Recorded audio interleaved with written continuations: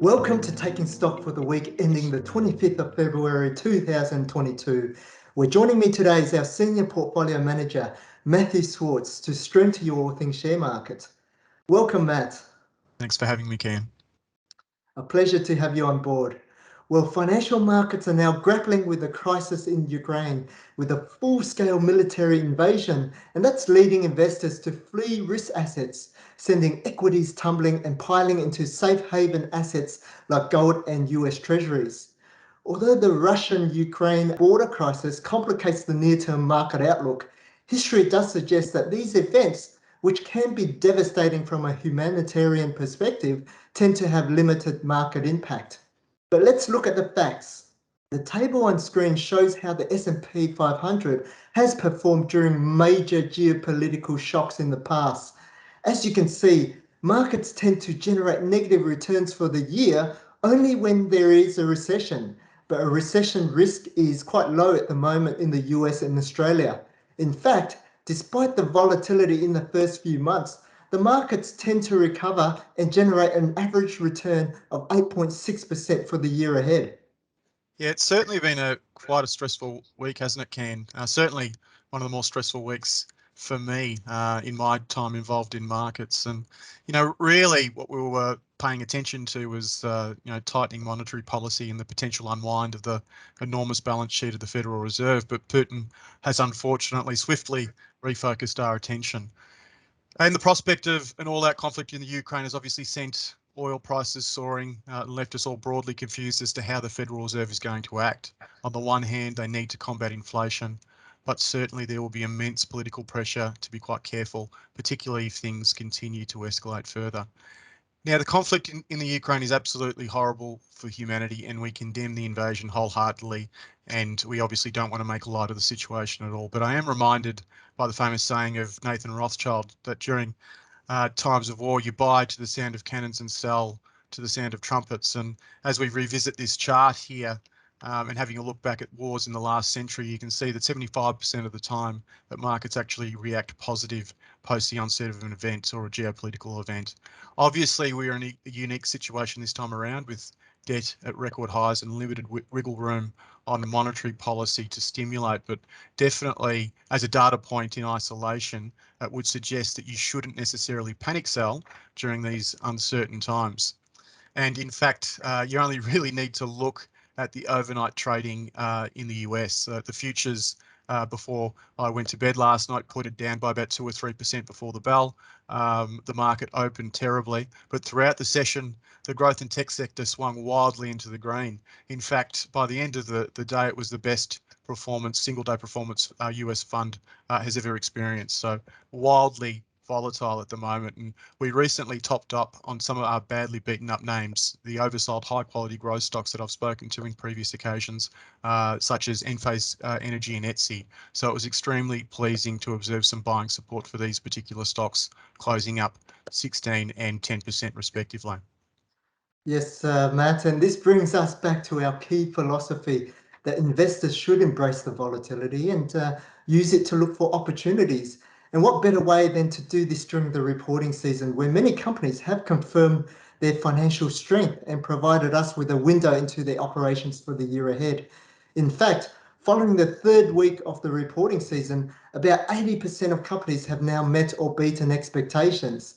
And meanwhile, the chart on screen compares the All Ords index, and that's in blue, with its 12-month forward earnings trend in black. As you can see, the stronger than expected beat rate has led to upward revisions of about 5% for the market during the reporting season, although the earnings trend has stabilized somewhat in the last week. Yeah, and a key theme for me, Keen, and I know your research team are hard at work at this as well, has been amongst the goods producing sector of the market and the apparent deterioration we've observed in operating cash flows. And as we've discussed in previous segments, the COVID pandemic environment has created a significant supply and demand imbalance in manufactured goods, placing significant pressure on global supply chains. And this phenomena has prompted companies to get ahead of supply delays and order in bulk, which has the effect of bloating their overall inventory levels, at least temporarily. Now, at a company level, management can justify the significant build-up in their working capital as a means to ensure that they have sufficient stock to meet future demand. But obviously, the irony of this behaviour is that it only exacerbates the supply chain problems that they are trying to get ahead of. And it does place the risk onto shareholders that management have good optics on forward demand. Because if they get it wrong, high inventory levels can lead to write-offs, which can be a very nasty exercise to endure. Now, the evidence of inventory build is pretty much everywhere we look within this good space. Accent Group, Super Retail, Universal Store Holdings, ARB Corp, GUD Holdings, Coden, and most recently City Chic. And the market's reaction to this overall dynamic on operating cash flows has been mixed. And in our research team are working through each individual case to sift through the legitimate cases from the potential red flags. Now, given the extremely unusual environment we're operating in, we believe at this moment a qualitative overlay is very, very important in these instances. Now, we will retain coverage on stocks where we are sufficiently satisfied that working capital build-up is only temporary, but there will be instances where we decide that there's simply too much execution risk involved here and we won't hesitate to remove these stocks. You mentioned quite a few star stocks there, Matt, but let's now turn our attention to some of those key star highlights over the week.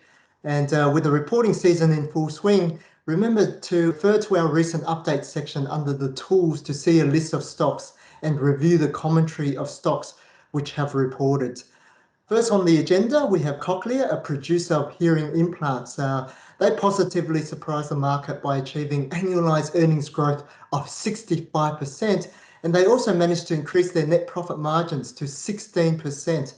And the company was able to maintain its outlook guidance, with the market expecting earnings growth to rise by about 18% this year, despite operating theatres running below capacity from widespread staff shortages caused by COVID. And the reason for this is due to their strong exposure to emerging markets such as China, which has enabled them to achieve a 30% jump in hearing implant sales in these geographies. In addition, they maintain supply by building up their inventory with electronic parts and have begun their digital transformation by shifting their on-premises data operations to the cloud. Yeah, and meanwhile, pizza operator Domino's Pizza's first half result was a little too crispy for the market's liking. The stock was sold down following its recent result because they alluded to a 2% uplift in same-store sales growth in the first 18 weeks of financial year 22, and that was well below their medium-term forecast of between 3 to 6%. The company has been hit by higher food inflation and store closures from the spread of the Omicron variant. But despite the weaker than expected result, the share price weakness could represent opportunity for long-term investors, with earnings growth expected to recover in financial year 23. Yeah, and management are planning to bring out new ranges of higher price premium products, which should offset some of the higher input costs. However, those trend sensitive investors should be out of this stock until a bullish trend is triggered in the SD Max or SD30 TSR. And this week as well, we had to say goodbye to a long-term tenant of the Star Income universe, agricultural REIT, Rural Funds Group. And since our initiation in 2015 at a price of $1.27, the stock has overcome significant hurdles, including a short report that was released in 2019. Despite the volatility, we did retain conviction in the stock, and since then, it has generated an impressive return for our income investors, rising 22% over the last year alone. Yeah, sad, isn't it? But the stock has been removed from coverage because its financial health rating shifted from strong to early warning due to a deterioration in the operating cash flow ratios. Now, the company reported a high tangible asset base without any corresponding cash flows. Rural Funds has been developing its macadamia exposure by investing in a large-scale orchard in New South Wales and cattle properties, which have yet to generate any income. So there's a mismatch with regards to the cash flows associated with this build-up in assets. However, once these properties are leased, there is a potential for the stock to return as a Star Income stock in the future. Now, on a positive note to end the week, Star Growth Stock and Fund Holding, Lavisa reported its half-year earnings, which was a standout result, well ahead of the market's expectations. The sales momentum was clearly evident, illustrated by its trading update of like-for-like sales growth of 12% for the first few weeks of the year. Now, clients can expect a full review of the result and its star stock status in the coming days once the numbers have been updated into our systems. And we will no doubt be talking in more detail about the stock in next week's Taking Stock. And now turning our attention to our corporate calendar, as we near the finish line for the February reporting season, there are only a few results to come out. Within our star stock universe, Waypoint REIT will be reporting on Monday. Meanwhile, Credit Corp, AUB Group, Telstra, the ASX, Jumbo Interactive and Pinnacle Investments are expected to go ex-dividend next week for our income investors. And for trend-sensitive investors, Stock Doctor has the SD Max, which is the Stock Doctor moving average crossover, or the SD30 TSR, which is the 30% stop loss or gain from its highs or lows. For those highly trend-sensitive investors, bullish SD Max signals were triggered for JB Hi-Fi and Westpac. Meanwhile, Linus turned bearish on the SD Max. For those who are moderately trend-sensitive, no changes were observed on the SD30 TSR. This week, we scrutinised metal detector manufacturer and communications company borderline star growth stock Coden. Its results were broadly in line with market expectations, with annualised earnings rising by about 30%, but the stock was sold down due to the following reasons. Firstly, there was weaker sales in its metals detection segment, where sales was down by 11%, driven by civil unrest in Sudan. Then there was the significant decline in operating cash flows, which led to weak earnings quality. Lastly, ongoing uncertainty regarding the management transition as well. But should investors be concerned about its weak earnings quality? While under normal circumstances, this would prompt us to remove the stock from coverage. In this instance, drilling into the ratio provides a good reason.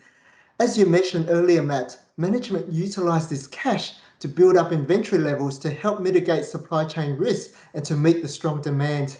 They expect working capital to normalise over the second half and cash flows to improve. Yeah, Kien, and although the risks continue to linger with the stock on its earnings revisions being down 5% post-result, driven by this civil unrest in its core African market, Sudan, we believe the impact is limited because this segment now only represents about 8% of its total revenue. And the recent acquisitions in their communications segment, specifically with DTC and Zetron, has diversified its earnings mix away from metal detectors, which only now represent just about half of total sales. The close to even split has allowed the communications segment to help drive earnings growth for the group in the year ahead, with expectations for single-digit earnings growth achievable. Yeah, that's right, Matt. And in addition, the communications division is expected to also benefit from this military escalation between Russia and Ukraine. Hence, we believe the share price has factored in a lot of these active risks and believe this stock could represent more of an opportunity than a value trap for investors.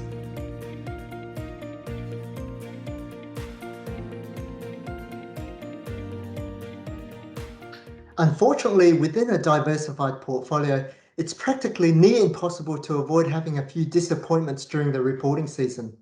Hence, the question this week is, how do investors deal with a significant negative share price reaction?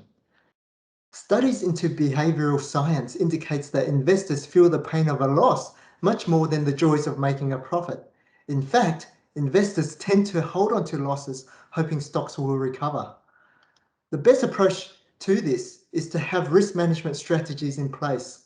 According to Nobel Prize laureate Harry Markowitz, diversification is the only free lunch in investing. By holding a well-balanced portfolio, you effectively reduce the impact to your overall portfolio if a significant loss arises. Yeah, and if you are trend sensitive, then you can apply one of our technical indicators such as the SD Max or SD30 TSR. Here you need to be systematic with your approach and sell out of a stock once it turns bearish or triggers your stop loss.